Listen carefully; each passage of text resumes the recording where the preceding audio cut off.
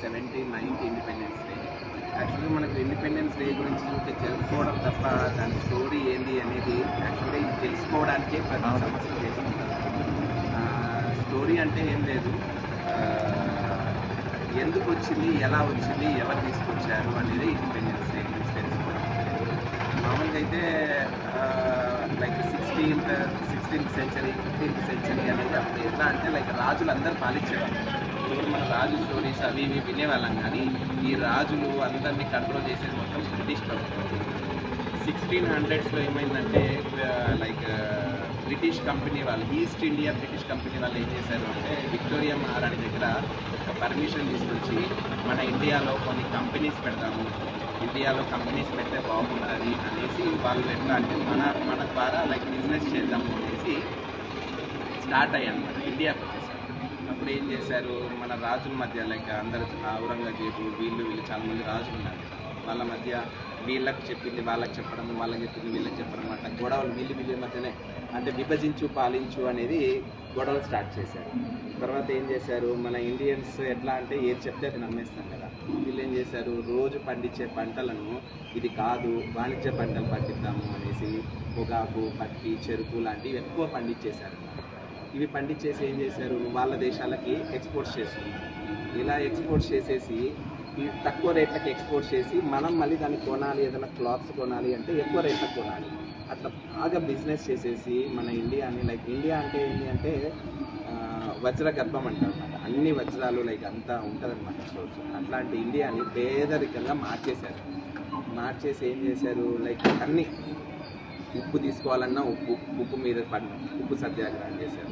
తర్వాత ఏది అట్లా తర్వాత రౌలెట్ చట్టం అనేసి ఒకటి వినింటారు మనం చిన్నప్పుడు, రౌలెట్ చట్టం.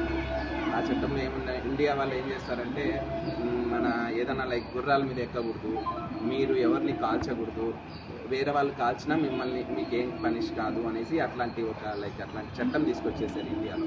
సో దీనివల్ల ఏమైతే ఇండియన్స్ వాళ్ళు పైస్తే చనిపోయేవాళ్ళు, ఏం క్వశ్చన్ చేయడానికి రాదు, అట్లాంటి చట్టాలన్నీ తీసుకొచ్చేసారు. దీంతో ఇదంతా కాదు అని ఒక ఫస్ట్ స్టార్ట్ చేసింది ఎవరంటే ఒక పర్సన్, వీళ్ళని నెహ్రూ వాళ్ళకన్నా దాదాబాయి నౌరోజీ ఏం చేశాడు, ఇలా కాదు అనేది ఒక చట్టం తీసుకొచ్చేసాడు ఎక్స్ప్లెయిన్ చేయడానికి. ఇలా ఎక్స్ప్లెయిన్ చేస్తూ కూడా ఎవరు జనాలు వినేవాళ్ళు కాదనమాట. ఏముందిలే అనేసి అంటే బానిస బతికి వాళ్ళు. సో దీంతో ఏమైంది, ఇంకా అరాచకాలు అక్రమాలు ఎక్కువయ్యేసరికి మన పంజాబ్లో జులియన్ వాలా బాగ్ విన్నారా, జులియన్ వాలా బాగ్లో ఒక సమావేశం ఏర్పరచుకున్నారు. లైక్ గాంధీజీ, నెహ్రూ, వీళ్ళందరూ, సుభాష్ చంద్రబోసు, ఆజాదీ, వీళ్ళందరూ ఒక సమావేశం ఏర్పరచుకున్నారు. అక్కడ ఎట్లా ఉంటుందంటే మొత్తం చుట్టూ కాంపౌండ్ వాల్ ఉంటుంది. ఆ కాంపౌండ్ వాల్ చుట్టూ ఒక గుంత, అంటే ఇన్ కేస్ అక్కడ ఎవరైనా పోతే ఇంకా బయటికి రావాలి, ఏదైనా కాల్పులు జరిగితే అందరు గుంతలు పడిపోతారు, అందరు చచ్చిపోవచ్చు. అది యాక్చువల్గా బ్రిటిష్ వాళ్ళే పెట్టుకున్నారు అనమాట. మన వాళ్ళు ఏం చేస్తారు, అక్కడ సమావేశం అయ్యారు. అక్కడ చిన్న బావి కూడా ఉంటుంది. అన్ఎక్స్పెక్టెడ్గా వీళ్ళు మన ఇండియన్స్ ఇలా ఎలా చేద్దాము అనేసి ఒక జస్ట్ సమావేశం ఏర్పరచుకుంటే వాళ్ళు బ్రిటిష్ వాళ్ళు వెంటనే వచ్చేసి కాల్పులు జరిపేశారు. ఆ కాల్పు నుంచి తప్పించుకోకుండా ఎలా తప్పించుకోవాలో తెలియకుండా ఆ బావిలోనే పడి చనిపోయారు. సో నేను వెళ్ళినప్పుడు చూశాను జులియన్ వాలా బావిలో అక్కడ చనిపోయిన వాళ్ళు చనిపోతూ ఉంటే మనుషులు అంత కూడిపోయారనమాట. ఫొటోస్ కూడా అక్కడ ఉంటాయి. మీరు ఎప్పుడైనా పంజాబ్ జులియన్ వాలా బాగ్ అమృత్సర్కి వెళ్తే కనిపిస్తుంది.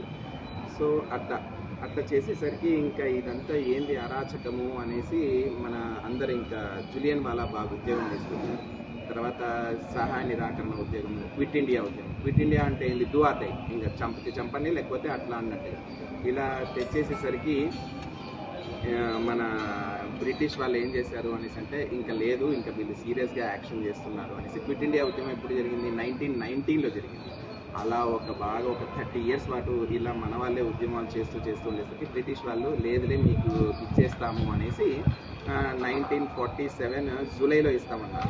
మన వాళ్ళ సెంటిమెంట్స్ కదా, లేదు ఆగస్టు 15 బాగుంటుంది, మంచి రోజు, అర్ధరాత్రి చాలా మంచి రోజు అనేసరికి సరేలే మీ ఇష్టాన్ని డేట్కి ఇచ్చేస్తాము అనేసి వాళ్ళు ఏం చేశారు, మొత్తం ఇక్కడున్న ఆదాయము, సంపద, పన్ను అన్నీ తీసుకొని పోయి మన దేశాన్ని పేదరికంగా మార్చేశారు. అంటే వాళ్ళు స్వాతంత్రం అనే డేట్ మనకి ఇచ్చేసి మనకు మళ్ళీ పేదరికము, అనారోగ్యము, కులాలు, మతాలు సంబంధించినవన్నీ మనకు వదిలేసిపోయారు.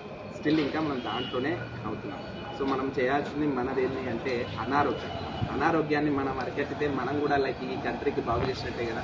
సో అట్లాంటి అనారోగ్యాన్ని మనం పక్కకు పెట్టేసి మంచి హెల్తీని, మంచి అట్మాస్ఫియర్ని మనం చేసినంతగా కులాలు అత్యున్నతంగా ప్రభుత్వ నాయకులు చేస్తూ ఉన్నారు. సో ఇలా అందరూ ప్రతి సంవత్సరం ఇంప్రూవ్మెంట్ చేసుకుంటూ పోతూ ఉంటేనే అదే ఇండిపెండెన్స్ డే. దాని గురించి చాలా